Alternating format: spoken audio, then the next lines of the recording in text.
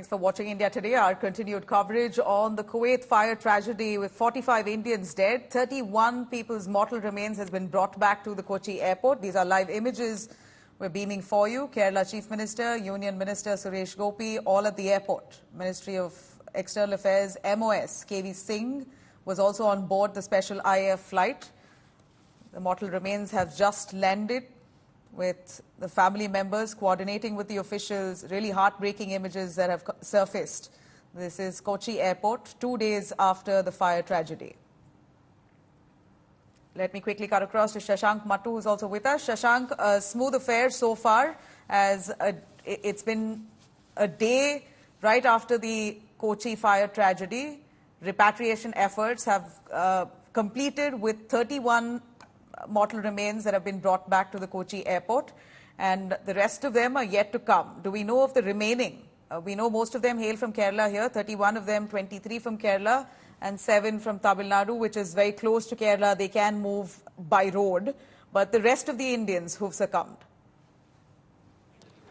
Yes, we've also had people from Andhra Pradesh, we've had people from Odisha, really from, some people from Uttar Pradesh as well. We're really from all over the country. These people have come over, the dead workers have come from a number of different places in the country, which is why, of course, first we've had the plane come to Kochi, and after that it's going to go off to Delhi, where the Ministry of External Affairs is going to move and work with the state representatives to which these, of course, the deceased belonged. And then, as you mentioned very rightly, it's been a smooth process so far, barring, of course, what you were mentioning earlier about this little fracas between the Kerala state government as well as the central government. But so far, it's been smooth. It's been, the KV Singh went very rapidly to Kuwait. He's returned quickly as well, had meetings with all the top leaders in Kuwait who assured him of their support, which is why you've had such a quick repatriation. And, of course, with Kerala, things have moved smoothly. The expectation is, even in Delhi, when the flight lands in Delhi at 4 p.m., it's going to move smoothly as well, making sure that the bodies of the deceased reach their families in the various states across the country. Geeta Mohan is also joining us live for more on that. Geeta, repatriation efforts by the government of India has been smooth so far. The mortal remains have just arrived at the Kochi airport. We're seeing live visuals of Pinarayi Vijayan and the MOS External Affairs KV Singh, who's also accompanied the officers on that Indian Air Force aircraft, bringing back mortal remains of 31 individuals so far. Well, that's right. Also, the maximum number of losses have come from Kerala, which is why the plane landed in Kochi, Nabila. 23 deceased from Kerala, 7 from Tamil Nadu, 3 from Andhra Pradesh. They would have been taken in Kochi itself, the mortal remains of those, and the rest then fly to Delhi, land in Delhi around 4:30 p.m. And those include UP, Orissa, Bihar, Punjab, Maharashtra, West Bengal, Jharkhand, and Haryana. Another one from Karnataka also will be offloaded in Kochi, or has been. So a very serious situation right there. But the MOS, Mr. Singh, who travelled to Kuwait, has come back saying that the Kuwaiti government has taken serious note of the incident. But Nabila, it does bring about the larger question of how Indian labourers are kept in West Asian countries in the Arab world. The situation, labour standard of living of labour and the blue-collared workers in these parts of the world is absolutely abysmal. We've had cases of complaints. We've had cases where the owners or the employers take and confiscate the passports, do not allow the Indians or the workers to move out or even return. We've had calls for help in the past. So this certainly brings about the larger question of how can so many people be stuffed into just one building and into rooms where the capacity is much lesser than the number of people living. And the fact that when a fire breaks out, it becomes impossible for so many people then to be evacuated or to escape the fire. So a lot of questions. While the Kuwaiti authorities have taken a serious note of this, and there could be compensation. Who will be giving the compensation, whether it's the employers, the government? There needs to be clarity on that. But there are larger questions, Nabila, and we will have to start now asking and reporting on the conditions of blue-collar workers in such countries, and whether if India now is in a position, India has been talking about these issues, but India is in a position to leverage our power, our position, to ensure that Indians who are working in these parts of the world are treated fairly, are treated better than this. This certainly should be a wake-up call to not just Kuwait, but other countries in the region as well, and a wake-up call to the Indian government. So whilst we see the Indian External Affairs Ministry take up the matter very, very quickly, respond very quickly, move very quickly, the minister went there immediately. He's not just been a part of repatriation of mortal remains. There are a lot of severely injured people, Indians, who are now in 5 other hospitals. He went and visited them. There would be some who would want to return back to India. So we'll have to see how the government facilitates repatriation for those who are now in the healing process, and some very severely burned. So again, the provisions for them, the health facilities for them, the medical facilities for them, according to the minister, has been quite good.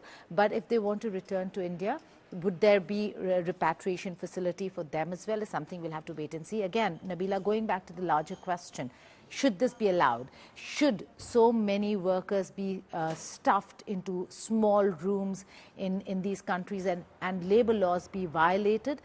No questions asked. If they get into trouble, it becomes very difficult for them to be rescued. Employers are allowed to confiscate passports and employment documents. So unfair treatment to blue-collared workers in these parts of the world. And it's not just Indians. Anybody from the developing world where countries send such labor force to these countries have a huge problem in their hands. And that certainly has to do with labor laws. Geeta, if you could really give us the difference. You're saying that Indians could be ill-treated or not treated on par with the local workers there. What's really the difference? In what sense do you say that Indians have substandard living conditions, that they're cramped into buildings? We hear that the building that was built where these Indians were staying is also part owned by an Indian. Well, absolutely. And let's just look at the difference. One, if you looking at West Asia and the Arab world, most of the locals no longer are part of the labor force. They actually are so well-to-do now that most of the labor force come from countries like India, Bangladesh, Pakistan, Sri Lanka, Nepal, and of which Pakistan, Bangladesh constitute a lot of the labor force, but a lot of them come from down south in the Gulf, in West Asia, or what we call, or what the Western world calls Middle East. And if you look at the kind of conditions, the pay parity to begin with, the pay parity where the Indian labor force or Pakistani, Bangladeshi, any country from this part of the world is paid way less than if it were their own people. And certainly we don't see labor force from the developed world. So it is either them, the locals, or from this part of the world. And locals in those countries are far reduced now in number when it comes to blue-collar jobs. They all outsource these jobs to labor force from this part of the world. Although when it comes to pay, they go there in need for jobs, but also because they earn a lot more than they would have in their own countries. Whether it's India, whether it's Bangladesh, Nepal, they earn a lot more when it comes to pay.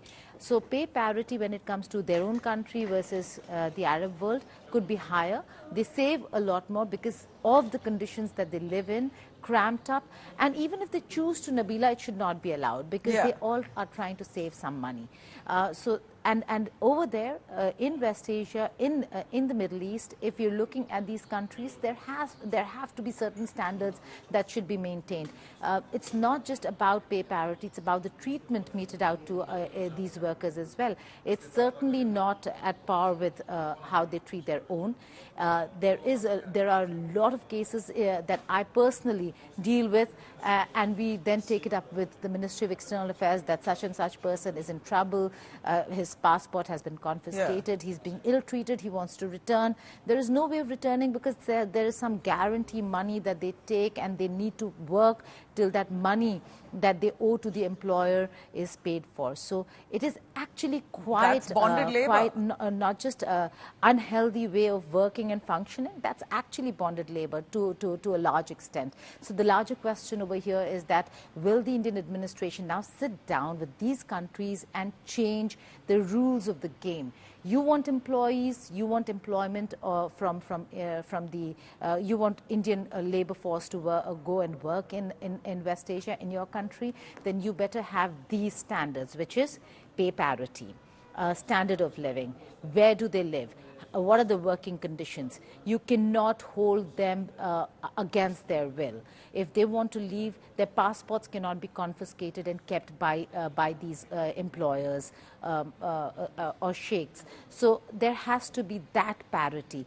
The Indians who have gone there and built a life for themselves and partner with these employers only know this. They don't know better because they themselves have gone through the same drill. So everything now has to be rewired to know that Indian labor force, one, doesn't come cheap, and it doesn't come without respect. The respect and honor of allowing people the space to leave when they want to, work in a certain way and have decent living conditions should just be basic. And that's what this Kuwait incident, which we've not seen in a long time, Nabila. We've not seen such an incident where so many Indians have lost their lives and so many others severely injured or suffering severe burn injuries admitted in hospital. So it is a wake-up call. We've been reporting about this. I've been reporting about this. Our network has been reporting about this. Every time we see such a case of Indians languishing somewhere in the Arab world, but now it is time for the Indian government to wake up and reconfigure those rules of the game when it comes to employment and workforce, Indian workforce in the Middle East. Right. You know, Geeta, and like you said, Indians also come with skill, great skill. You have most of these people who've died. You have blue-collared workers, you did mention, but should I point out, many of them engineers who were staying in that building and who've died. You have a project manager, you have a consultant, you have a driver, you have a project engineer, all of them living together in that same building. So it's all levels of employees who were put together or literally dumped in that one housing complex. And we hear there were Indians, there were Bangladeshis, Nepalis, Egyptians, Philippines, a mixed bag of people and nationalities, all in one housing complex, nearly 200 of them, which was highly cramped according to Kuwait standards. But then what happened to Kuwait authorities, civic authorities not checking if violations were committed, not ensuring that these buildings have proper fire exits or fire safety alarms. Those safety nets weren't checked if they were in place or not. So it's surely to be the Kuwait authorities also to be blamed here. Well, in many ways, then, Nabila, the Kuwaiti authorities are to be blamed, but because these are the living conditions that have been provided for years, for decades. It's not new. Everybody knows that that there are colonies after colonies where Indians, Bangladeshis, Pakistanis, Sri Lankans, they all stay cramped in buildings, in rooms, and there is nothing that has been done about that. So it is not new. It is something that has been happening for years. But again, like I go back to the whole idea and point of now how both governments should be working towards ensuring safe living conditions. Even if they're not absolutely decent, the most standard should be safe living conditions. And if this is not priority, then there has to be a rethink on how workforce should be sent to West Asian countries. So, and you know, Nabila, with this incident in Kuwait, a lot of other countries will now start looking at working conditions of Indians in their own countries, because it is quite abysmal, and they need to start looking into it, because should there be an incident in any other country, I do not think that the Indian administration is going to take it very lightly. We do know that, you know, the government has prioritized safety of Indian diaspora, concerns of Indian diaspora abroad, and they have looked at how to make life better for them. This certainly is not part of that entire safety for Indian diaspora architecture, and if the Indian government wants to look and seem serious about providing that safety net for Indian diaspora abroad, they need to start working on this front. We have been talking about it for way too long. It's been decades that I've been reporting on safety for Indians in West Asia, the fact that they're ill-treated, the fact that there is no accountability, the fact that there is no place that they can go to for justice. Many of them for months languish in or are taken captive in the employer's residence, many of them in jails, because it's very easy to file complaints against these Indian workers and put them behind bars. So there has to be a relook on how these countries treat Indian workers.